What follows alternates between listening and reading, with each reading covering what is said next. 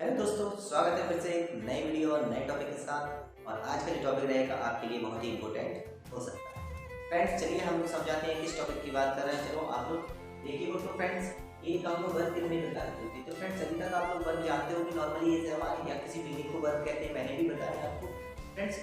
लेकिन ये दो प्रकार की होती है, वो कौन कौन सी होती है चलिए मैं आज आपको समझा देता हूँ। इन फ्यूचर में अगर आपसे कोई व्यक्ति पूछता है या किसी टेस्ट में या किसी किसी भी समय आपके अगर इसका यूज करना पड़े तो आप समझ सको कि वर्ग क्या होती है और किस प्रकार से यूज किया जाए।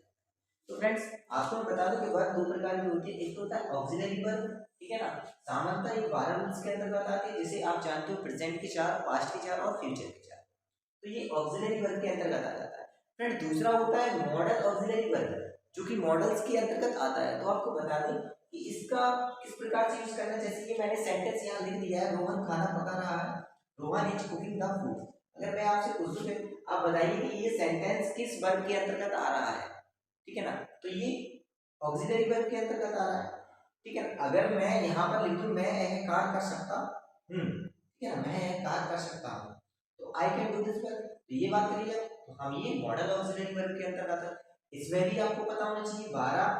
अब आप 12 रूल्स होते हैं, एक रूल में कम से कम आप अगर अनुमान लगाएं तो कम से कम 4 से वैल्यू पर तो होती है, ठीक है ना। जैसे आप प्रेजेंट में आपको बता दो इज, एम, ठीक है ना, आर, इसके बाद has, have, do, does, has been, इस प्रकार से। फ्रेंड्स, इसमें काफी वर्ग लगभग आप अनुमान लगाइए 25 वर्ग ऐसी होती है जो हेल्पिंग वर्ब होती है ना। तो आप उसको उनको हमेशा ऑक्सिलरी वर्ब में ही रखना अगर आपके पास क्वेश्चन ऐसा आ जाता है। अगर मॉडल ऑक्सिलरी वर्ब की बात करें तो आप इसमें भी can, could, may, might, used to, need, dare, should, would, ought to, इस तरीके के वर्ब आपको मॉडल ऑक्सिलरी वर्ब में आ जाएगा।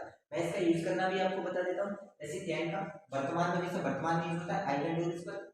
इसी को अगर पास्ट में करेंगे तो आप इसको करो I could do this work, ठीक है ना। क्योंकि योग्यता, क्षमता, संभावना, ये शब्द होते हैं, ये फीलिंग वर्ड्स होते हैं। जैसे मैं काम कर सकता हूँ, मैं हाई स्कूल क्रॉस कर सकता हूँ, शायद बारिश होने की संभावना है, हो सकती है। इस तरीके से आप इनको यूज कर सकते हो। इसी को आप पास्ट में यूज कर सकते हो। मे का और माइट का, अनुमति देना, अनुमति देना। जैसे आप लोग अधिकतर मैं अंदर आ सकते हो सर, मैं बाहर जा सकता हूँ, मैं ये काम कर सकता हूँ, कभी भी आप अनुमति लोगे आप इसका यूज करोगे। फ्रेंड्स, यूज टू हमेशा हैबिट में आता है, जो कि आप सुबह मॉर्निंग में अधिकतर यूज करते हैं। जैसे आई डेली यूज टू ब्रेकफास्ट, ठीक है ना। तो इस तरीके के सेंटेंस आप जो प्रतिदिन यूज करते हैं, कंटिन्यू अवस्था में रहते हैं और सेंटेंस प्रॉपर चलता है। जैसे खाना खाना, ठीक है ना, या फिर स्टडी करना, या फिर नहाना, या फिर सुबह का जो भी काम रहता है अधिकतर, तो आप उसको यूज टू हैबिट, क्योंकि हैबिट में आ जाता है ये सब कंटिन्यू अवस्था। तो आप यूज टू का यूज करते हैं। नीड होता है फ्रेंड आवश्यकता के लिए, जैसे मुझे किस चीज की आवश्यकता है, तो ये भी मॉडल्स के अंतर्गत आता है। देयर होता है फ्रेंड साहस के लिए, मैं ये काम कर सकता हूँ, ठीक है ना, मैं काम बहुत ही शानदार तरीके से करूँगा। तो ये साहस जहाँ पर आपका आ जाए वहाँ पर। और आउटलुक का फ्रेंड्स होता है नैतिकता, जहाँ पर आप किसी की इज्जत, रिस्पेक्ट, इस तरीके के वर्ड का यूज करोगे, ठीक है ना। नैतिकता के लिए आप आउटलुक का यूज करेंगे। तो फ्रेंड, आप समझ रहे हो ना कि कैन, कुड का योग्यता, क्षमता, संभावना, मे का अनुमति देना, यूज टू द हैबिट में, आवश्यकता के लिए, देयर साहस के लिए, और आउट टू नैतिकता।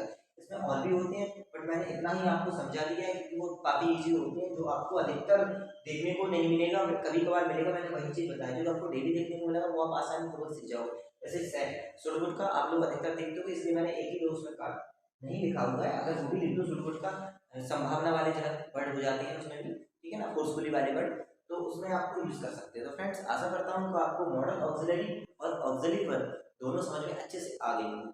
तो प्लीज आप वीडियो को अच्छे से क्लियर देख के अगर किसी भी टॉपिक पर इस तरीके से ऑक्सिलरी वर्ब या मॉडल ऑक्सिलरी वर्ब में जिस भी टॉपिक पे आपको प्रॉब्लम हो तो कमेंट में जरूर बताना, मैं आपको कमेंट में प्रॉब्लम का सॉल्यूशन दे दूंगा।